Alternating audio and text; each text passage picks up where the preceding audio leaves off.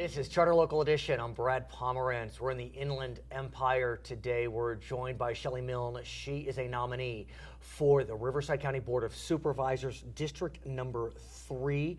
It covers Southwest Riverside County as well as some of the mountain communities. She is currently on the Hemet City Council. Congratulations on doing well in the primary. You're now off to the general election. Yes.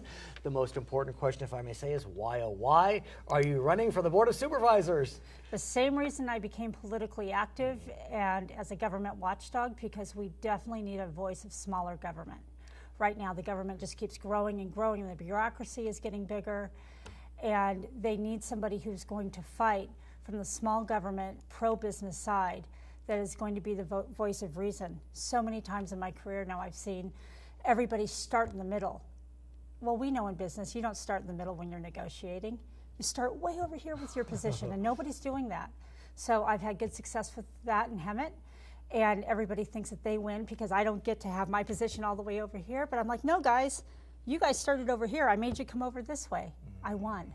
So that's why. I noticed in Hemet, we have people running now that I think are going to do a great job if they get on the city council. And so from a regional perspective, Hemet also needs help from a regional perspective. So talk to us about how your council membership in Hemet informs you as you look to move to the Board of Supervisors.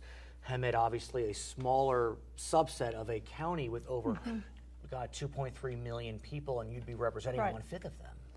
Right, and I think when you look at politics in general, what we've gotten away from is the principles of the politics. What are those principles that you really think matter? Because you can take an issue, but issues are always solved by applying the principles. Do you know Mike Morrell? I love Senator Mike Morrell. He has been, he was the very first one to call and endorse me. He actually talks about, he says it just like you say it. He thinks of his principles, the core values, and then he says, how do my principles apply to the legislation before me? That's Apparently, exactly right. That's what you adopt the same approach. We are from the same school of right, thought. the same school of thought. And so when you look at that, so it's really, no matter whether it's on a small city level of 83,000 people or this huge county, it doesn't matter, So because those principles are what matters. So what are the principles that drive you? For me, I mean, it's pretty basic. Limited government, fiscal responsibility. I always count them off like this. I'm good. sorry, I'll try not to. No, I like it. Limited government. Okay, fiscal responsibility, free markets, Right. the Second Amendment, and private property rights. Huh. So, and I know everybody says, wow, I don't know about the Second Amendment at the county level, but let me tell you what, who's the first, you know, when you think of your first responders, who are your first responders? City or county? No, you're the first responder. Oh, I see what you're saying. You're the one dealing with that situation. So I always tell everybody, the city and the county services are the second responders because you've had to respond to that, whatever is happening to you right there. So you better be prepared. But when you think about the Second Amendment, of course, which guarantees the right to bear arms, is it an issue that is of particular relevance when running for the Board of Supervisors? Absolutely. Talk me through it. And here's why.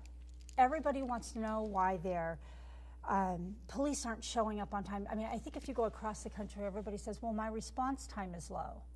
No, you've got about the same response time everywhere. I mean, it's a pretty even thing, no matter where you go. At the Board of Supervisors right now, especially in Southwest Riverside County and in our district, let me remind you, the 3rd district, which is why I'm running in the 3rd district, is the most conservative district in Riverside County.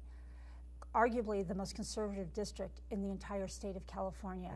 We are people that really believe in our Second Amendment rights, and especially after the catastrophe that happened in San Bernardino, CCWs went through the roof. Right, concealed weapons permit. Concealed weapon permit. What can I do as a county supervisor to help the sheriff process those quicker so our citizens feel safer knowing that they can respond at home? But are you concerned that there will be folks that don't have the training necessary to handle a gun?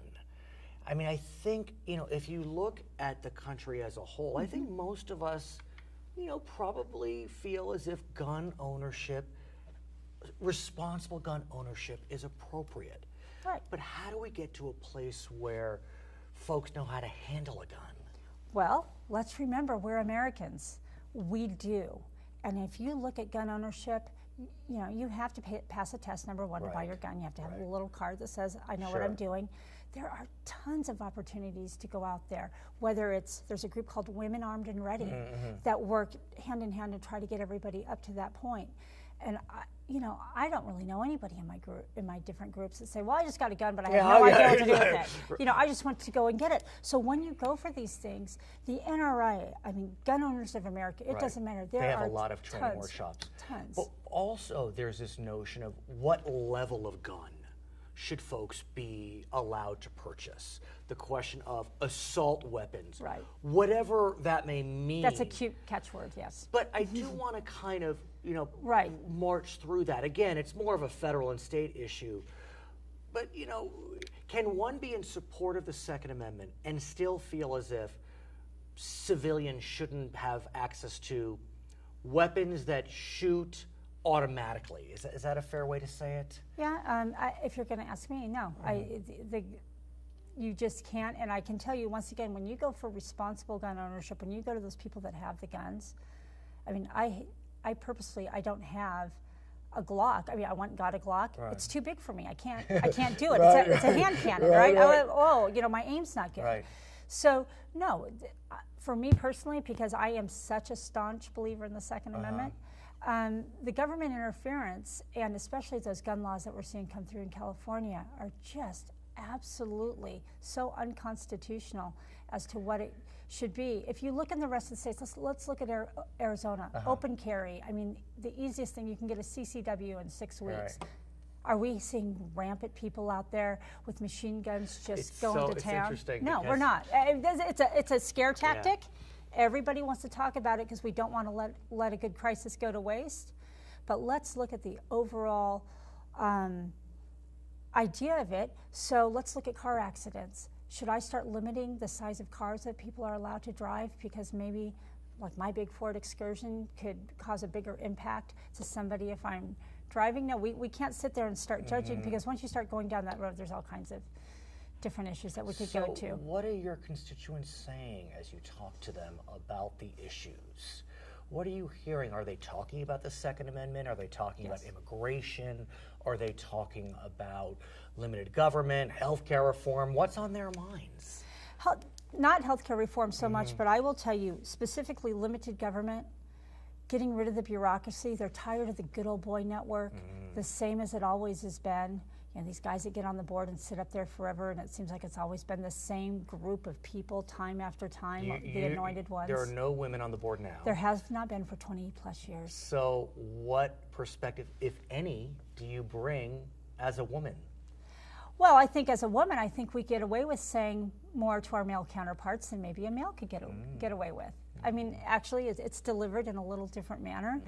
And I think my perspectives are my principles, so that has nothing to do with me being a woman. I understand. But I think it's maybe could be received differently or done differently being a girl, and people say, oh, okay, you know, that's fine. What about being the mother of 6?